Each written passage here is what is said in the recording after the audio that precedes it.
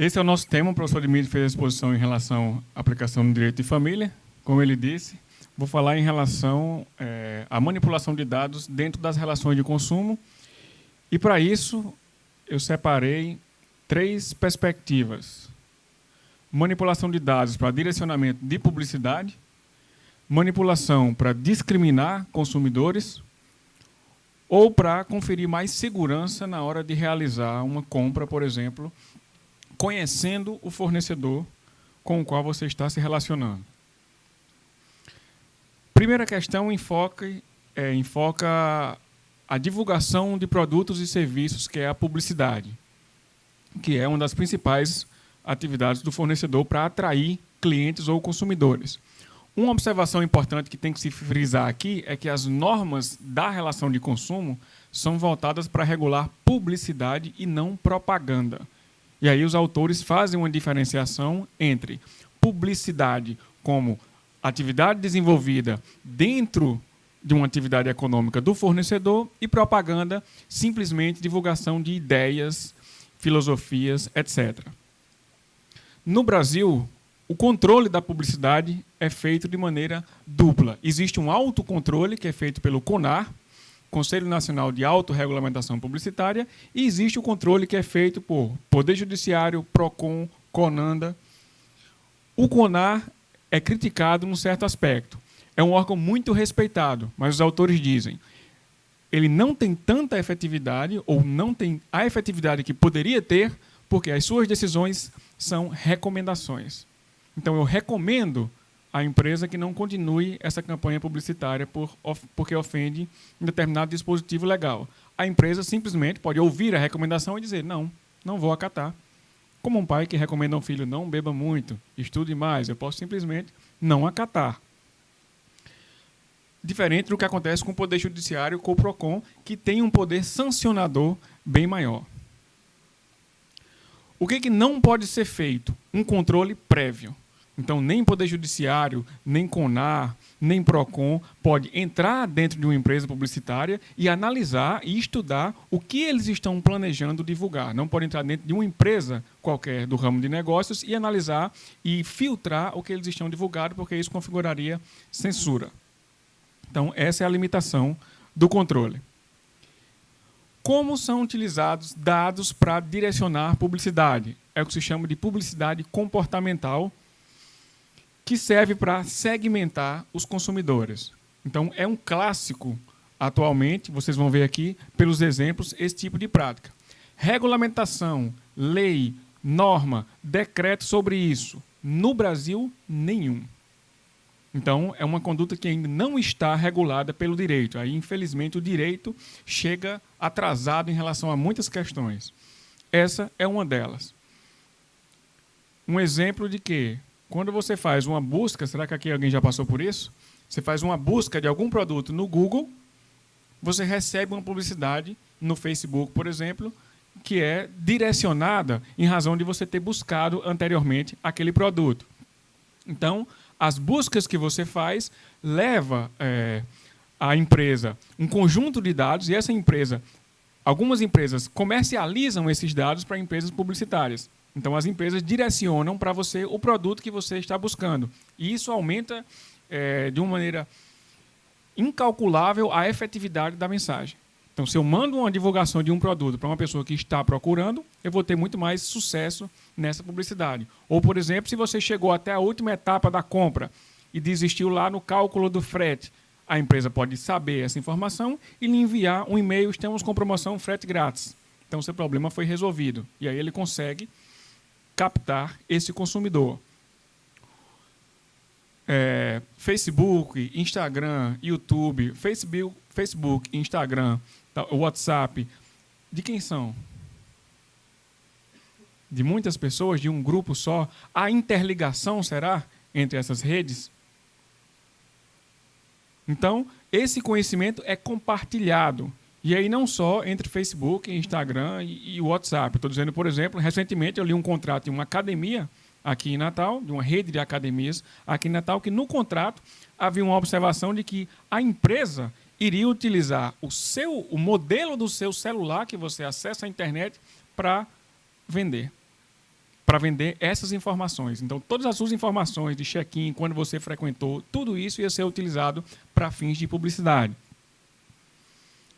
A especificidade chega a tanto que no meu apareceu isso aí. Ó. Eu nasci exatamente em setembro de 82 e não coloquei essa data no Facebook. Quando eu fiz meu Facebook, eu estava muito fã do Nirvana, então a data que tem lá é a data de nascimento de Kurt Cobain, não é a minha. Mas aí o Facebook sabe, efetivamente, a data de nascimento e enviou para mim uma camisa personalizada com setembro de 1982. Não tem o dia, então o mês e o ano. Mas eu não dei essa informação para o Facebook. Como ele sabe? Talvez algumas pessoas me deram parabéns num dia determinado. Ah, parabéns. Não acontece sempre uma lista de parabéns num dia que não é seu aniversário, não é comum. Mas a informação foi passada. Existem regulamentações ou diretivas gerais da Federal Trade americana sobre isso. No Brasil, não temos praticamente discussão jurídica nenhuma sobre o que o direito poderia fazer em relação a isso. O que se chegou em nível mundial, dentro da discussão de publicidade comportamental, é a empresa nos ofertar uma escolha de marcar aquela caixinha dizendo aceito ou não aceito que meus dados sejam utilizados para fins de publicidade comportamental. Quem me garante, se eu não marcar que eu aceito, que eles não vão ser utilizados? Como o Poder Judiciário, por exemplo, vai fiscalizar isso? Existe uma assessoria técnica que trabalha para ele, para fiscalizar se esses dados são efetivamente utilizados ou não? Não existe. Manipulação para discriminar. Aqui o problema começa a ficar mais grave. Então, se eu uso dados para direcionar a publicidade para você, é uma coisa. Se eu uso seus dados para lhe discriminar dentro de uma relação de consumo, aí a questão ficou um pouco mais grave. Muitos dos exemplos dessas manipulações são consideradas práticas abusivas, que são atuações ilícitas dos fornecedores. O Código de Defesa do Consumidor ele traz um rol de práticas que é exemplificativo. Isso quer dizer, eu posso inserir outras práticas abusivas dentro desse rol. Alguma coisa que o fornecedor faça que eu considere ilícito ou que contrarie alguma norma, algum dispositivo que não esteja no código. Um exemplo bem claro. Decolar.com, notícia recente. O Ministério Público acusa Decolar de manipular dados para discriminar ninguém mais, ninguém menos, só que brasileiros. Então, imagine aí esse nível de atuação, essa forma de atuação do site, fazendo geoblocking, bloqueando ofertas para determinadas regiões, até para o país inteiro, já que a discriminação é contra brasileiros, e também geopricing. Eu vou direcionar o preço de acordo com a área de pesquisa. É muito comum fazer, não sei se vocês já se depararam com isso, frete grátis da Americanas, Walmart, Sul e Sudeste. Assim, frete grátis, aí, exceto Norte e Nordeste. Eu disse para Elias, tem uns são bentenses que estão vendendo redes lá na Paraíba, eles estão vendendo redes pelo Mercado Livre. E eles estão inserindo lá frete grátis, exceto Sul e Sudeste. Como uma contrapartida prática em relação a esse tipo de discriminação. Mas a sua localização geográfica pode ser utilizada, nesses casos, vinha sendo utilizada para discriminá-lo. Então, dependendo de onde você busca o produto, você vai receber, por exemplo, um preço diferente. Eu já tive essa experiência dentro de uma sala de aula da UFRN. 2 computadores usados por 2 professores diferentes, a gente pesquisou uma passagem no mesmo dia, no mesmo horário de saída, do mesmo voo, e a passagem estava com um preço diferente do outro computador. No mesmo site, não era um site de pesquisa, era no site da empresa, não me recordo qual era. Então, em um computador aparecia um preço, na outra aparecia outro. Talvez o do professor titular devia ser mais alto do que a da minha, mas talvez esse seria o motivo, espero. O meu estava mais barato. A gente comprou pelo meu, obviamente. Então, geoblocking e geopricing são práticas ilícitas. Ah, mas o Código de Defesa do Consumidor não fala nisso. Não fala. O Código de Defesa do Consumidor é de 1990. 1990, talvez a maioria dos brasileiros não soubesse o que era internet. Tem como o direito controlar isso? Tem, através de princípios, através do conceito de prática abusiva. E aí, o Ministério Público, eu espero que tenha um resultado essa acusação. Banco de dados e cadastro de consumidores. Aí chegou bem no nome, banco de dados. Cadastro de consumidores. Essa é a melhor parte. Um conceito legal de bancos de dados que eu não preciso ler para vocês ou dizer que todo mundo aqui já tem uma ideia do que é um banco de dados. Não precisaria também a lei conceituar o que é um banco de dados. O que é importante sobre eles, dentro da relação de consumo? Que tem natureza pública. Então, essas informações que constam sobre cada consumidor, sobre nós todos aqui, são informações públicas. E aí, todos os fornecedores cadastrados podem ter acesso. Alguém conhece isso aí, não? Então, são bancos de dados muito famosos. Então, se você está inscrito lá, mesmo que você não queira, essa informação de você estar ou não inscrito em um desses aí é pública. Qualquer órgão, qualquer pessoa que tem um convênio, que tem acesso, vai poder saber se você está... vou pesquisar aquele cara, se ele está lá negativado ou não. Então, você vai ter aí essa informação facilmente disponibilizada. Recentemente, antes isso era muito fechado, até pagava-se para fazer isso. Curiosamente, você podia pesquisar o CPF de outra pessoa, que já é uma coisa um pouco estranha. Hoje, esse serviço é ofertado de maneira grátis. Não só a consulta ao CPF, mas ao score.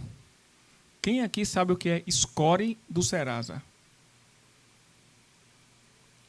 1, 2, 3, 4, 5? Vamos saber. Todo mundo aqui, mesmo os que não sabem, tem um score no Serasa.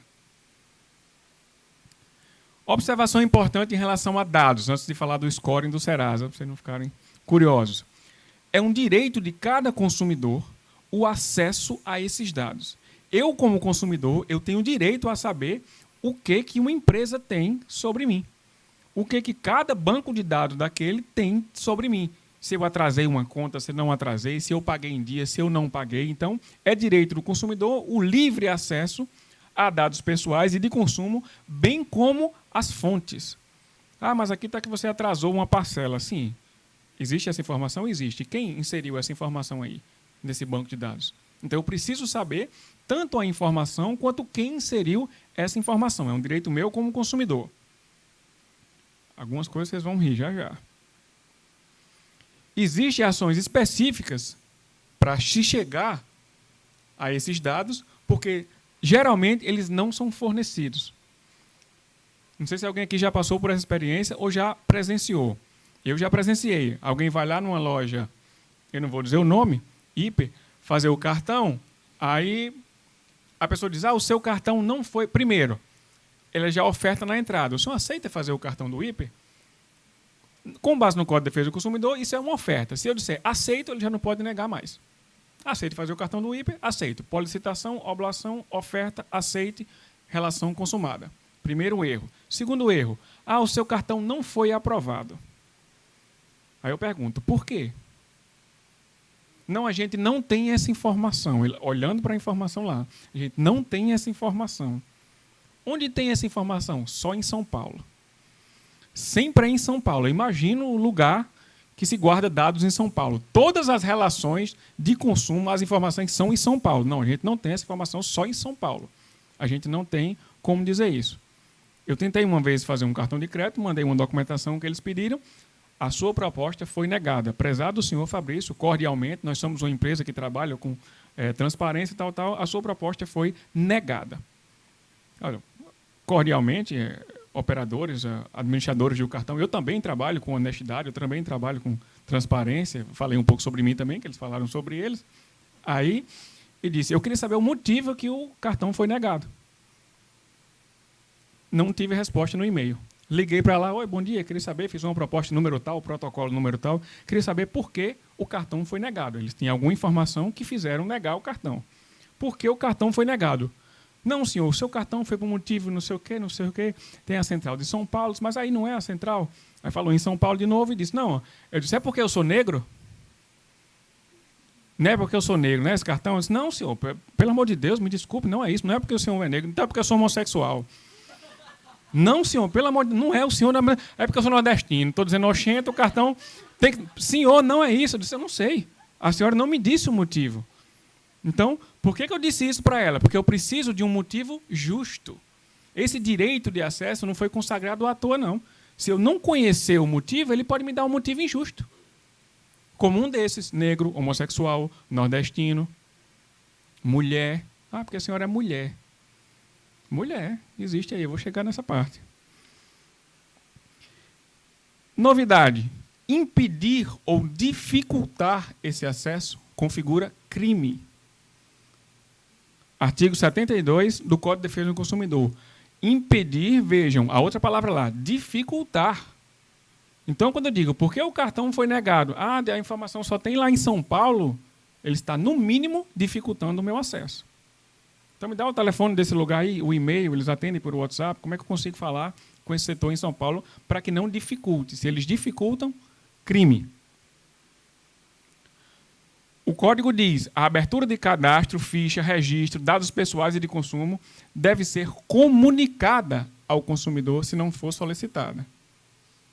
Aqui é hora de rir. Será que todos os bancos de dados que contêm nossas informações, você recebeu uma carta, alguém recebeu, olha, estamos abrindo aqui um banco de dados com as suas informações. Se você não solicitou, você precisa ser comunicado. É isso que a lei diz. A realidade não é nada disso. É direito do consumidor também retificar esses dados. Ah, o seu cartão foi negado porque o senhor tem um débito aqui na empresa CIA. Comprou o cartão CIA e tem um débito aqui. Não, mas eu nunca comprei no cartão CIA. Não, comprou sim. Então, você tem uma declaração da CIA de que você não tem nenhum débito lá. Eles têm que corrigir isso imediatamente. Então, é um direito seu corrigir quando você tem acesso. Se eles não corrigirem, crime também. Então, veja aqui que é sempre o clássico do direito da balança tentando trazer o equilíbrio, como na deusa Têmis, e a espada, se a gente não conseguir esse equilíbrio. Ah, não vai deixar a informação não? Crime. Tem que corrigir imediatamente. Não corrigiu? Crime. Período máximo que essas informações podem estar em banco de dados. Informações negativas. Coisas ruins. Coisas boas podem ficar lá. 5 anos. Aí eu poderia dizer na aula, se vai dar um golpe, dê um golpe que dá para você viver 5 anos com esse dinheiro. Mas claro que eu não vou dizer isso nunca. 5 anos de informações negativas. Mais que 5 anos não pode haver. E alguém me diz, ah, professor, mas 5 anos é injusto, o cara deu um golpe, passou 5 anos, a empresa vai ter que negociar com ele de novo, o mercado, o nome dele vai ficar limpo? Vai. É uma segunda chance. Ah, você enganou aqui e tal, mas o seu nome vai voltar a ficar limpo e ninguém vai ter acesso. Pelo menos é isso que a gente é levado a crer.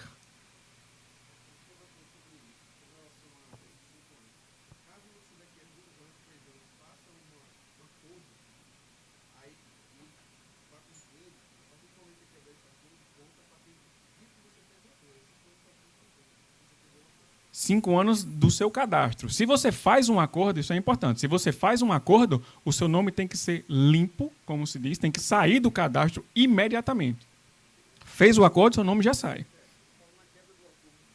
Se você quebra o acordo, aí você ficou em débito novamente. Aí você vai ser inscrito novamente no cadastro, aí mais 5 anos.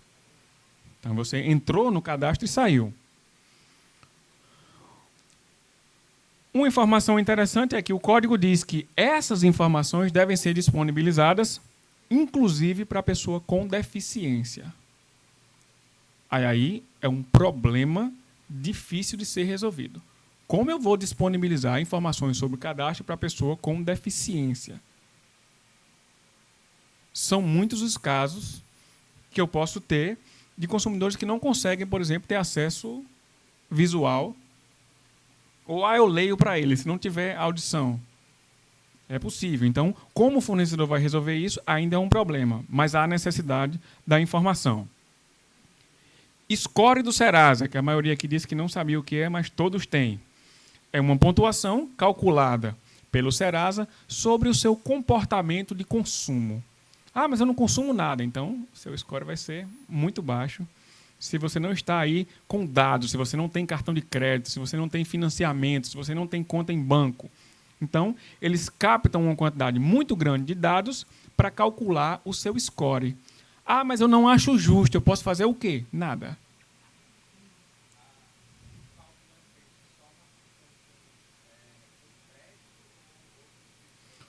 O cálculo é feito a partir de tudo que você puder imaginar, até do seu não consumo, do seu gênero, do lugar que você mora, da sua renda, tudo e mais um pouco pode entrar no cálculo disso aqui. Eles vão dizer tudo que eles usam para fazer o cálculo? Teoricamente, sim. Na prática, não. E aí ele faz um ranking, ó, de 0 a 300, você tem um risco muito alto, de 301 a 700, um risco médio, e acima de 700, um risco baixo de ficar inadimplente. Ah, mas qual a vantagem disso? Você conseguir, por exemplo, um financiamento mais baixo. Ou um financiamento, mais fácil. Mais baixo é só a promessa. Ah, se você tiver um score bom, você vai ter juros mais baixos. Não, não vai. Vai ter o mesmo juro.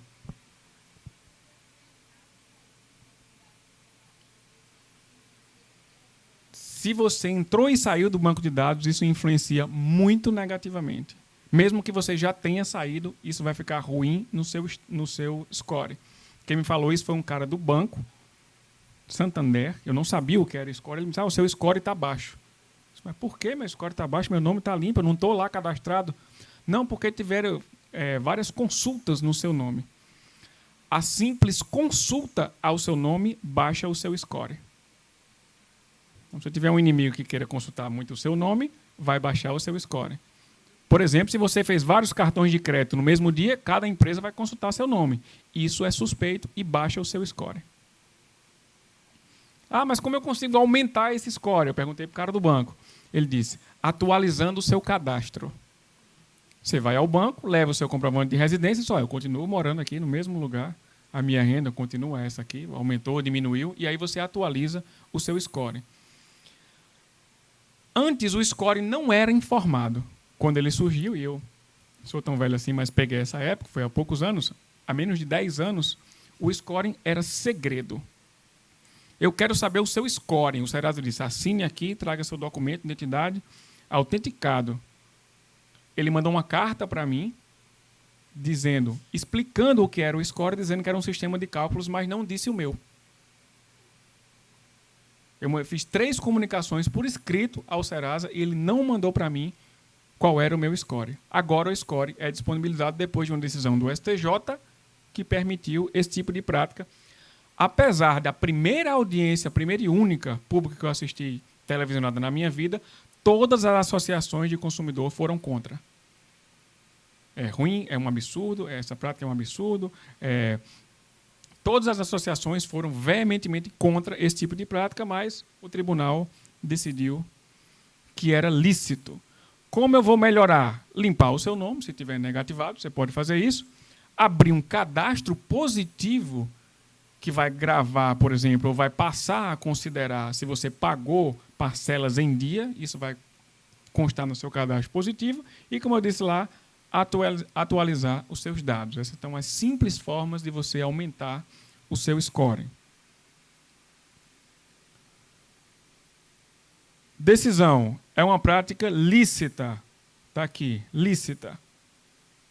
O código diz, tem que haver comunicação prévia. O tribunal diz, é desnecessário o consentimento do consumidor. Aí eu sempre digo que quem estuda direito tem que ter muita paciência para esse tipo de coisa.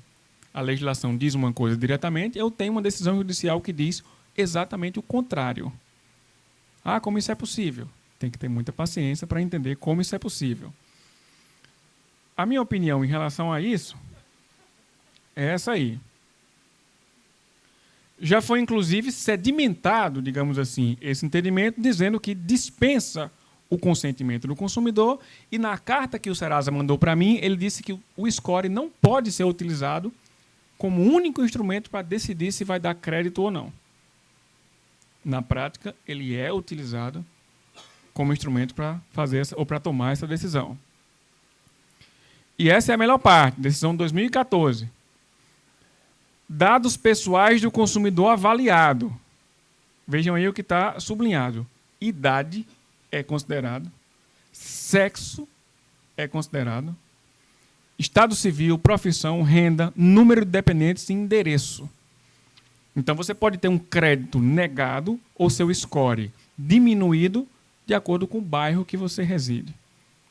Ou se você é solteiro, ou se é casado, ou se é homem ou mulher. Ah, você é mulher. Não, então tem menos crédito. Ah, você é homem, então tem menos crédito. Isso é um absurdo do ponto de vista do direito.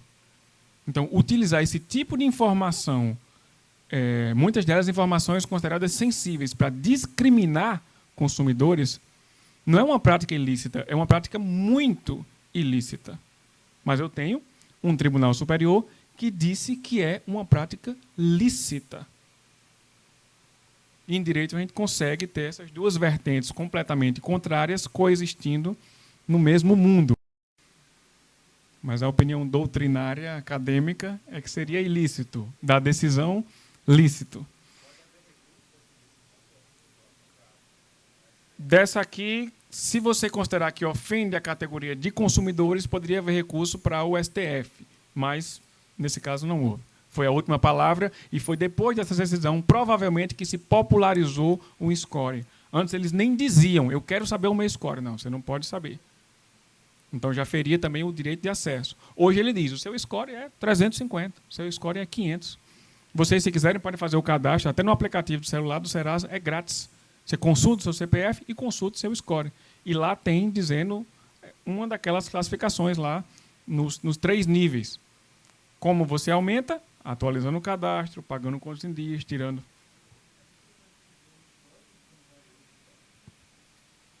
Talvez sim. Está vendo agora?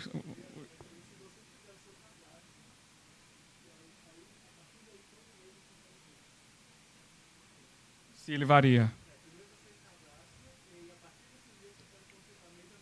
Pronto. Inclusive, uma das formas de aumentar é abrir o cadastro positivo, que também existe uma lei específica sobre isso. Foi muito criticado quando essa lei foi criada. Por quê? Porque eu vou presumir uma coisa má de quem não fez. Por que você não fez o cadastro positivo? Então, isso é suspeito.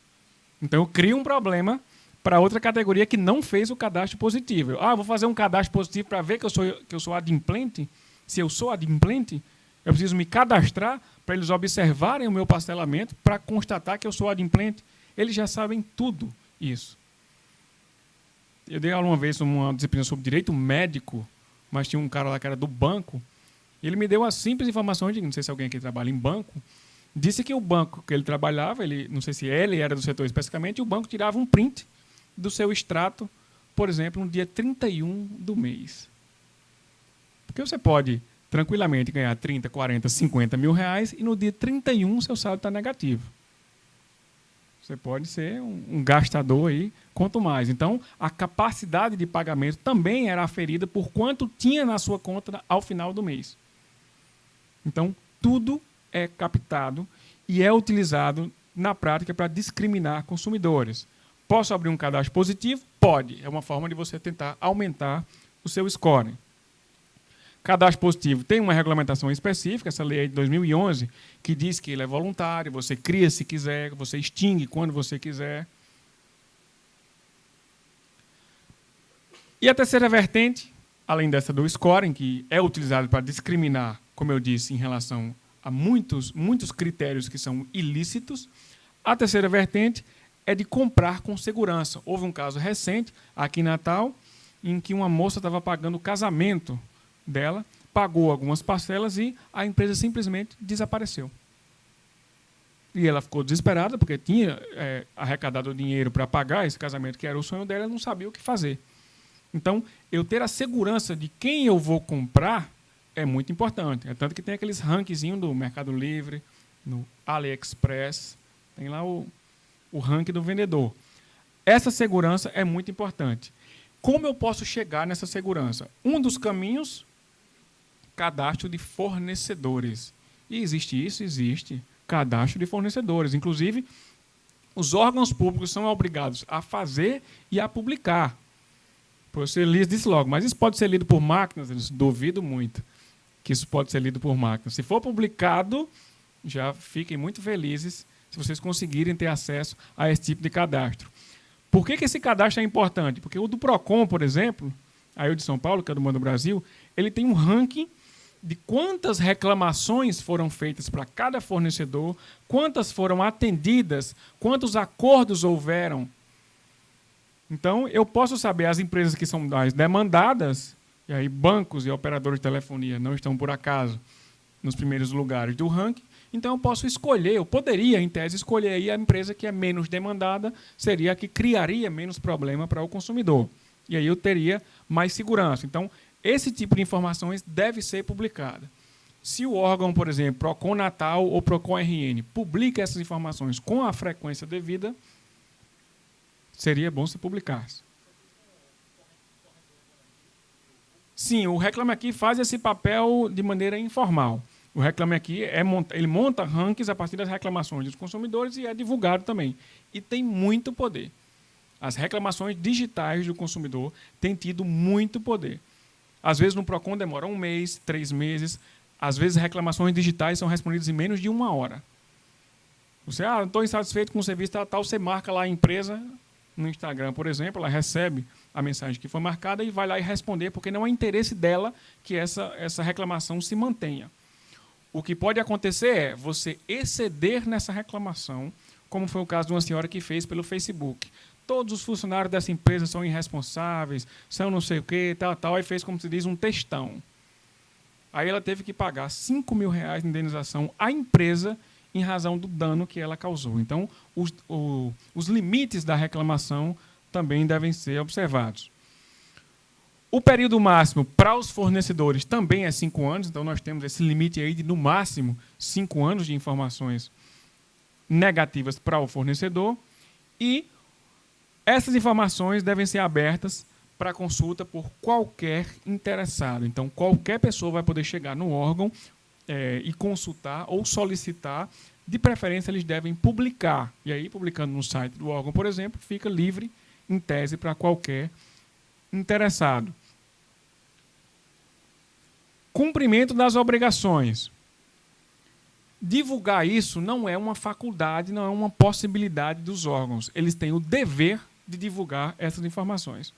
Para quê? Para que os consumidores possam saber, como eu disse, quem são os mais demandados e comprar com mais segurança. Se uma empresa é muito demandada, eu posso correr dela e não realizar negócios com ela. Se esses órgãos não fizerem isso, tem um PROCON aqui, mas o PROCON não faz, o Poder Judiciário pode obrigar. E aí, para contextualizar mais aqui, poderia ser divulgado no formato de dados abertos. Seria uma opção, talvez através de uma alteração legislativa, ou mesmo de uma interpretação. Divulgue de uma forma que isso possa ser trabalhado e retrabalhado, etc. Então, tá aí os meus contatos. Era só isso o que eu queria trazer. Muitíssimo obrigado e boa tarde.